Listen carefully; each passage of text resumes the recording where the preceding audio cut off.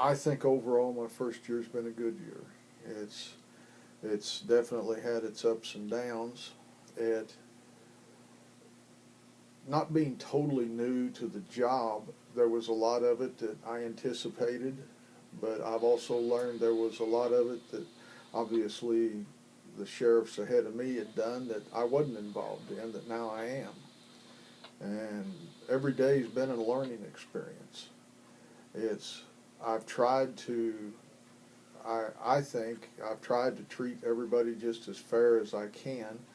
I I haven't went home a night that I couldn't sleep because I thought I made a bad choice or didn't treat somebody right. I've tried to go out of my way to do that. Uh, there's quite a bit. I'm used to doing forms and assorted tons of paperwork anyway, but there was even more than I anticipated, a lot more things to do.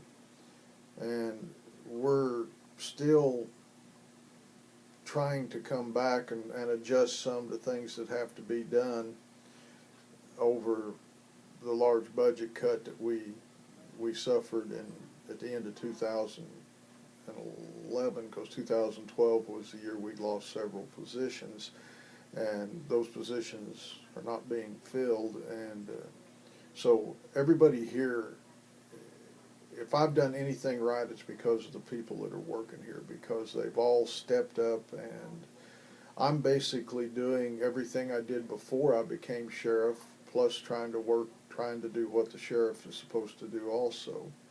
Runs into a lot of hours each day. I didn't quite anticipate that I would be spending as much time as I do with it, but it's nothing that I haven't been able to do so far. It just takes up a lot of time. Most days run 10 to 12, 14 hours, just depends on how quick I can get caught up and get away. We've done a lot of good things this year for what we've got, and I was very proud to be able to stay within my budget that I proposed and was approved for. But I also worked that budget to where I wanted to see where the baseline was, and I found it in several areas that I just did not budget enough money to cover those areas. We didn't go over budget, but our budget's based on line items, and I discovered where the weaknesses were there that I underestimated, because like any office holder that prepares a budget, you're estimating what's going to happen in the up and coming year, and what it's going to cost you, and how much money you'll bring in and how much money you're going to spend. And so I give it my very best guess last year. This year I have a little more baseline to work with, because I've seen what we can do and what we can't do on the amount of money that was allowed for that.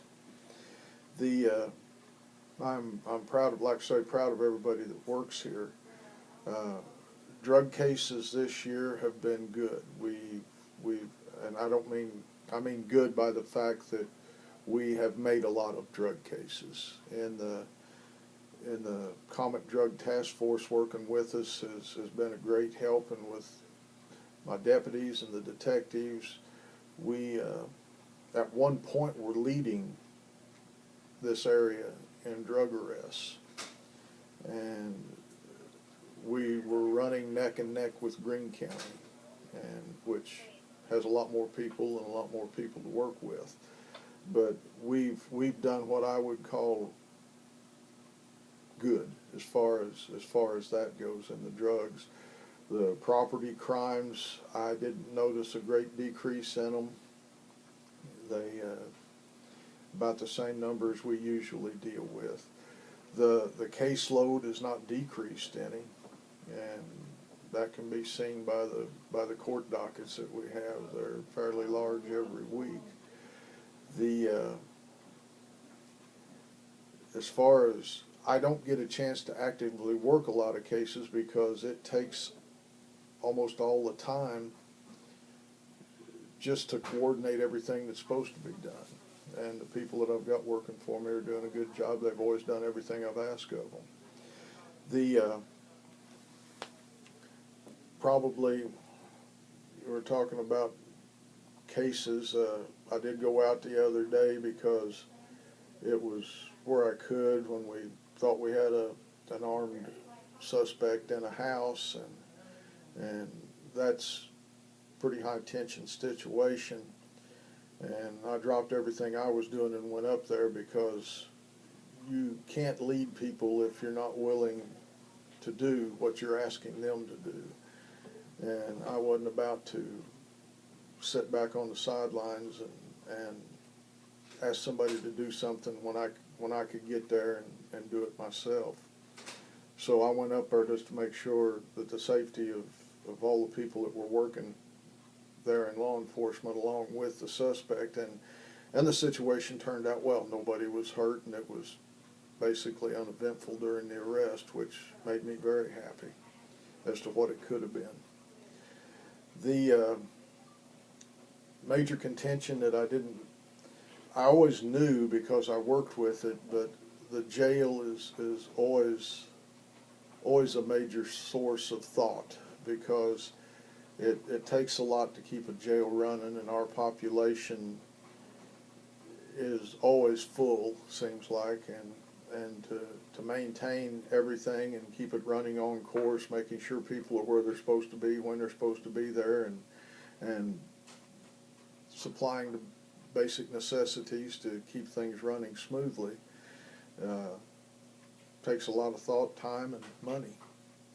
And I don't think you'll find a sheriff in this state that would say that the jail is the major source of thought every day to make sure that runs smooth if you're a sheriff that has a jail to run. The attitude down here, I think, is good. I've had very few complaints from people. Not everybody that's called me and asked me questions have liked the answers that they got, but I give them the truthful answer the best I could, and win, lose, or draw, that's just the answer that I'm going to give them. I don't see any sense in I don't tell people something that I can or can't do unless I can or can't do it, and sometimes they think you ought to be able to, but I still have to follow the bounds of the law too, and sometimes what they need are not within the bounds of the law or not a criminal thing, and I try to steer them in the right direction and give them the answers the best I can. I was basically had a lot of questions at the first of the term over people wondering if I was going to come to their house and take their guns, and I assured them that I wasn't going to do that.